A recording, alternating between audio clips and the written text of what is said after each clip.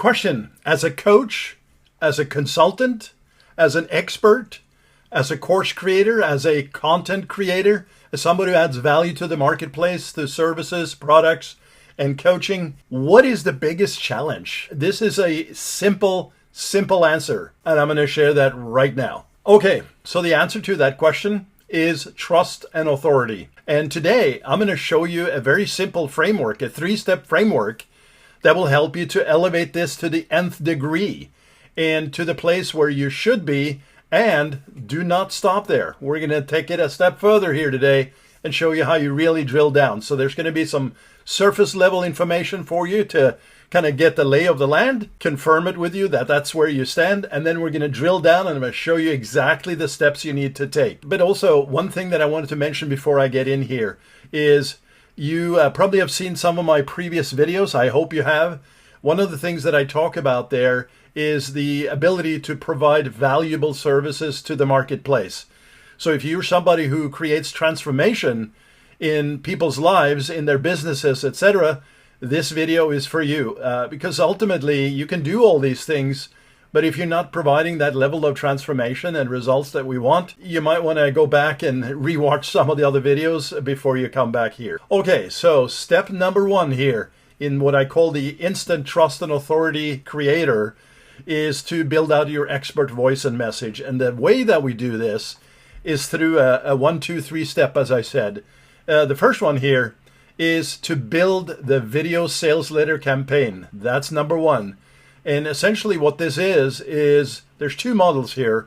There's a direct and an indirect method. The direct method is a 5 to 10 minute video that basically outlines the problems, put a little bit salt in the wound, if you will, explain the solution, and then create basically a very compelling offer in that video, and then move them through. I'm going to show you how you do that here in a second. But that's step number 1. And you also want to think about this as a productized offer.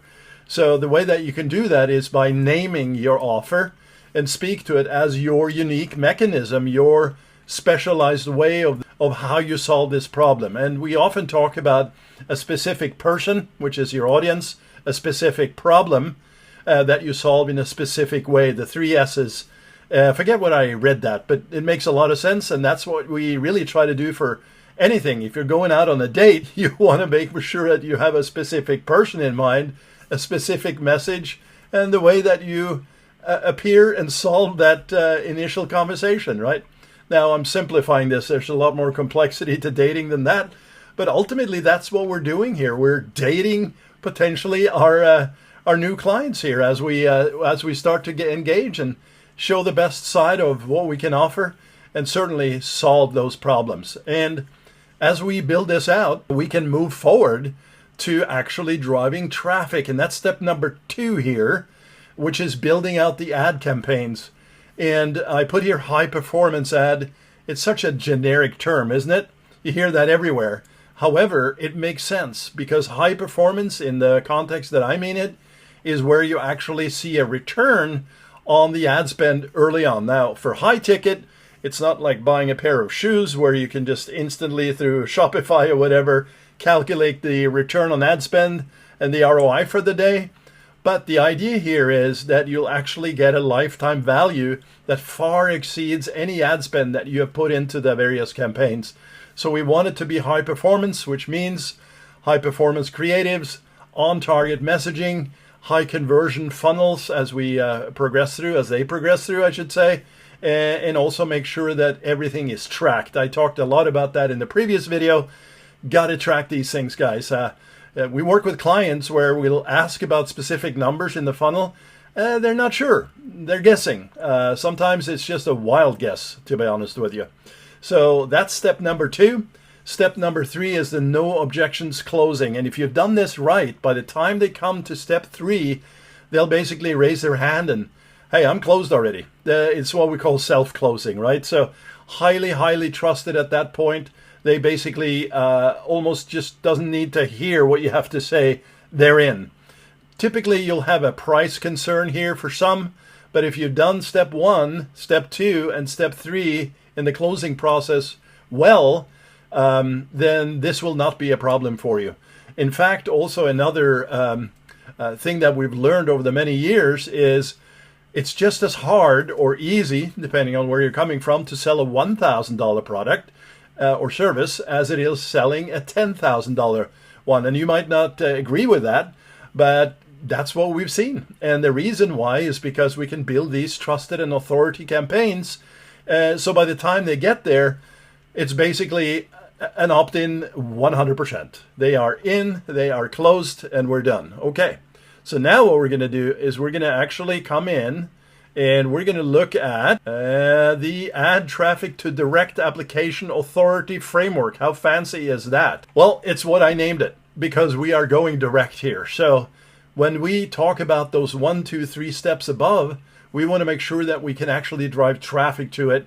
We'll often start with paid media here. The reason why is because if nothing else has been validated, we can quickly validate this, assign a budget to it, start tracking it, start measuring it, start evaluating it so that the ROI and the return on ad spend is tracked from day one. Very key here.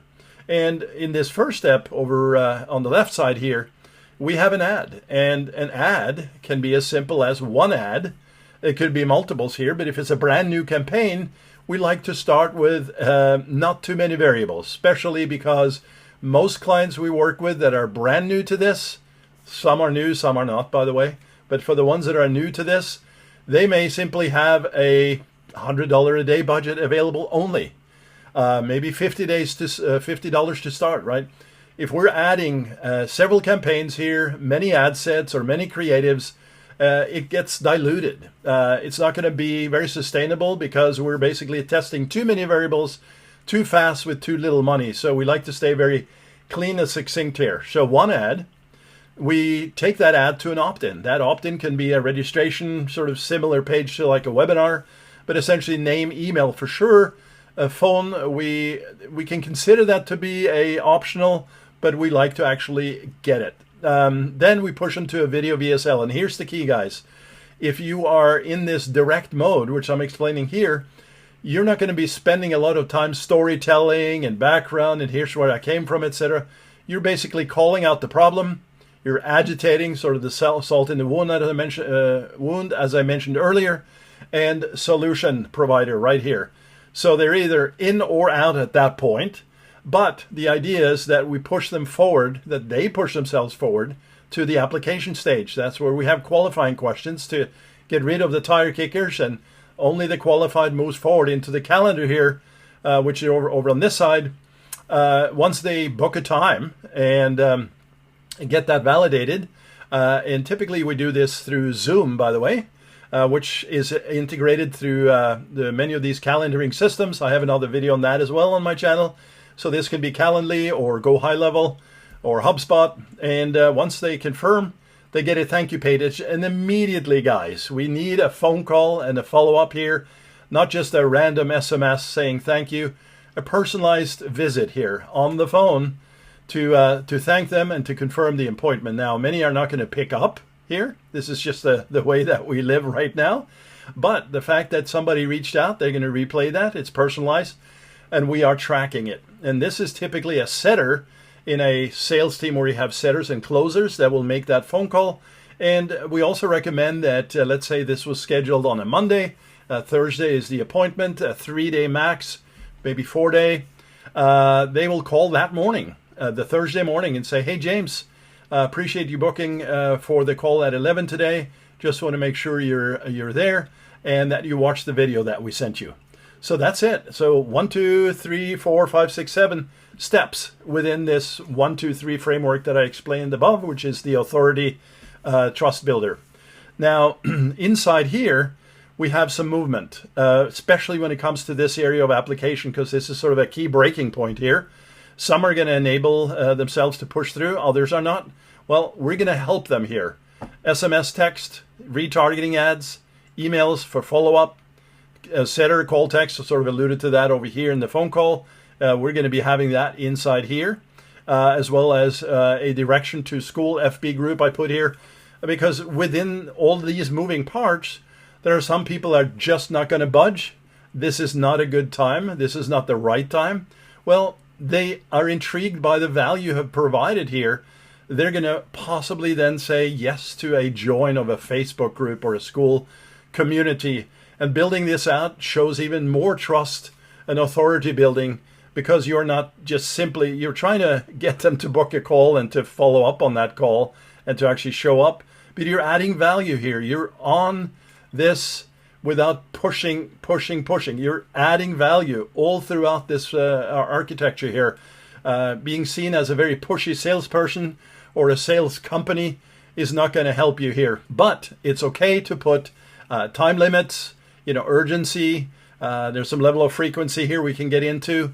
But ultimately, you want this to be a pleasurable experience. Somebody comes back and says, hey, this was not for me at that time, but I really like the interaction with these guys. They're highly professional, and they are certainly trusted, I can tell.